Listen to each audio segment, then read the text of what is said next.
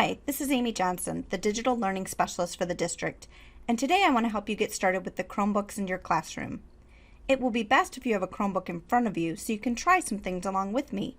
You might even want to pause the video sometimes to give yourself time to try things. Right now, you'll want to open up another tab in your browser and type in the short URL at the bottom of this slide. It is case sensitive, so be sure to type in goo.gl/2 capital J, lowercase t, capital L, capital N, lowercase h. When the page loads, click on File, Make a Copy, so you can take your own notes on this presentation. So what is a Chromebook? Chromebooks run on Google's Chrome operating system, rather than Windows like our district laptops. These machines are designed to be used primarily while connected to the internet, with most applications and documents living in the cloud. Some of the comforts of using a Chromebook over a laptop are their speed and simplicity. They take 8 seconds to boot up. You log into your Chromebook with your Parkway Google account, and you can access all of your Google apps, Drive, Gmail, Calendar, YouTube, Google Classroom, etc. Under security and updates, you never need to worry about virus protection. Multiple layers of protection are built in.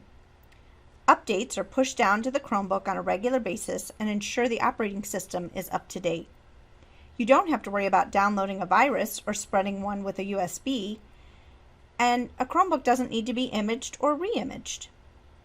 The battery life is great on a Chromebook. Most Chromebooks have a battery life of between 5 and 9 hours. With the cloud-based management, everything you do is saved to Google Drive and can be accessed from any computer by just logging into your Google account. And it just works. Because of all these features, work time is maximized. Students can even move from room to room easily just by closing the lid, carrying the Chromebook to another room, and reopening the lid to start working again. Each Chromebook comes with a charging cord that has 2 parts that fit together. That's all you need. When looking at the right side of your Chromebook, you'll notice an audio port for headphones, 2 USB ports, and an HDMI port, which can be used for projecting if you have an HDMI to VGA adapter. There are no VGA ports on a Chromebook. On the left side of the Chromebook, you have the port for the charging cord and an SD card reader. When you open the Chromebook, you'll notice it has a built-in webcam and microphone just above the screen. To turn on the Chromebook, just press the power button. You don't have to hold down on it, but wait a few seconds for your login screen to come up. To log in on the Chromebook, use your Parkway Google account with your username @parkwayschools.net and the password you have chosen. Remember, librarians can reset passwords for students, but staff have to call the Technology Help Desk at 58181 to get their Google passwords reset. Now that you're logged in the lower right-hand corner of the screen, you will see a status area with the time, Wi-Fi connection, battery indicator, and profile picture of the person signed in to the Chromebook. When you click on the status area, it expands to show more options. Along the bottom of the pop-up window, you have the date, a question mark button to access the Chromebook Help Center, a power button, and a way to lock your Chromebook so that you can walk away and only have to put in your password to quickly regain access. Locking your device is always good practice when you leave the room so that others don't have access to your email, calendar, documents, etc.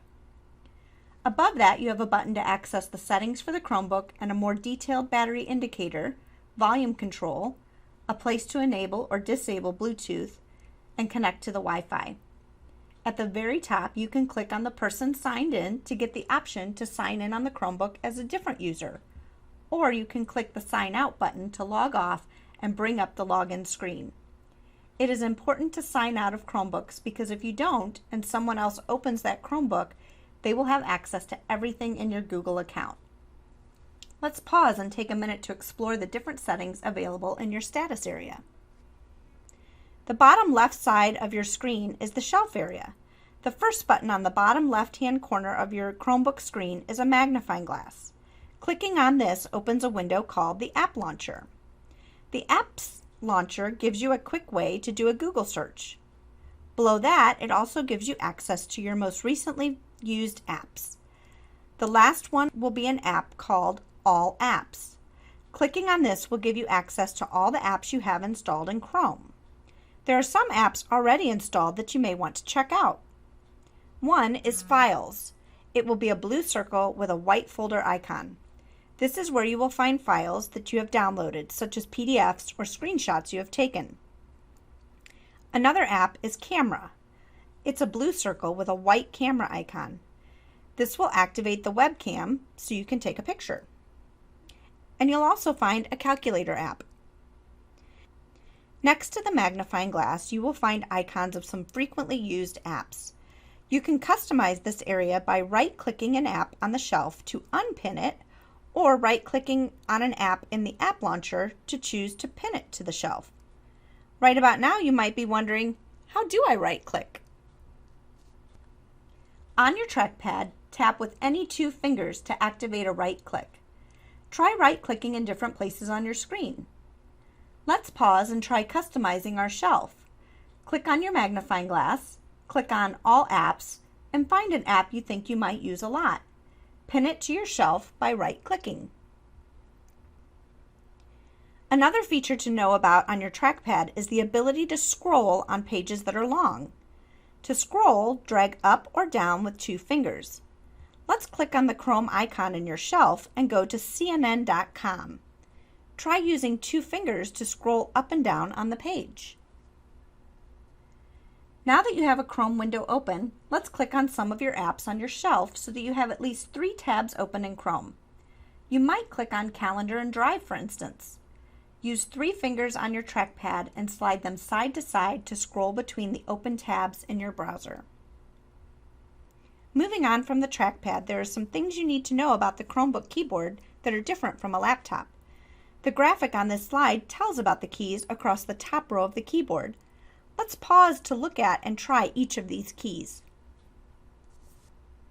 You may have noticed that there's no caps lock key on a Chromebook keyboard. Not to worry, there's a keystroke you can do to activate it.